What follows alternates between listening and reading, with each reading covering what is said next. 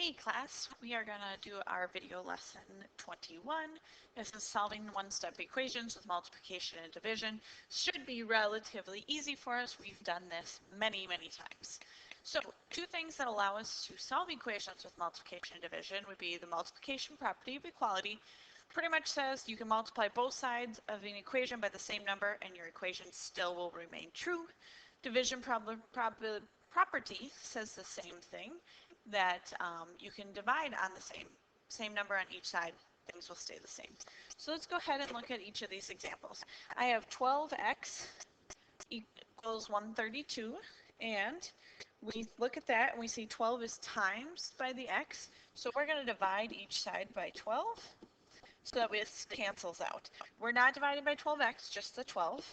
So we take 132 and we divide it by 12 in our calculator and we end up with 11. You can always check your answers by plugging it back in. Alright, let's look at this next one. Same concept here. Negative 8x equals 60. This time we're going to divide by a negative 8 on both sides. Just the x stays there. Watch when you're dividing by a negative. So 60 divided by negative 8 gives us negative 7.5. All right, so our next one here is a little bit trickier. It's got a fraction in it. It says 4/7 x, and so it's multiplied, so we can do it two ways. We can, I'm going to rewrite it both ways. We can do the dividing by 4/7. Now, when you type it into your calculator, you want to make sure your 4/7 is in parentheses. Okay, so 60 divided by parentheses 4 divided by 7 in our calculator, and we get 105. If we look at the same problem another way, you may remember that instead of dividing by a fraction, you can multiply by the reciprocal, or the flip of the fraction.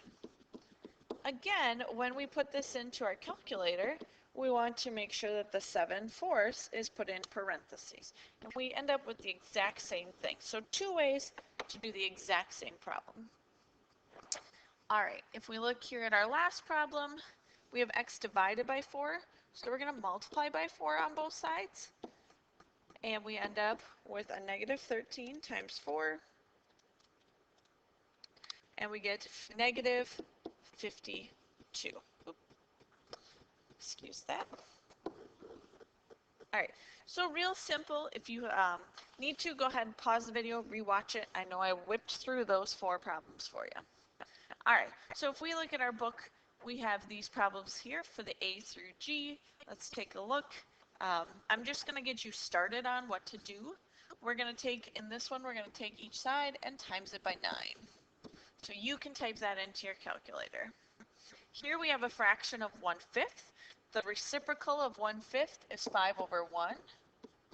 So we really can just multiply this side by positive 5. In C, we have 8 times y, so we're going to divide each side by 8. In D, we have 3x, so we're going to divide each side by 3. E, we have that times 3/4, so we can multiply by the reciprocal, or you can divide by the fraction 3/4. I'm going to multiply. That's 99% of the time what you're going to see. Put it in parentheses. Same idea here. We're going to multiply. Now, reciprocal does not mean that we get rid of that negative. It is still there. All right, so you have all of the work for these. You just need to type it into your calculator. Let's go ahead and look here at G. A rectangular pond has an area of 140 square feet. If the length of the pool is 16, what is the width? So let's draw ourselves a picture. The area is 140. Length is 16 feet. What is the width? So you need to know a little bit about area formulas. In a rectangle, it is length times width, or 16x equals 140 equals our area. So I just need to get x by itself, divide each side by 16, and you are going to get to your answer. All right, thanks guys.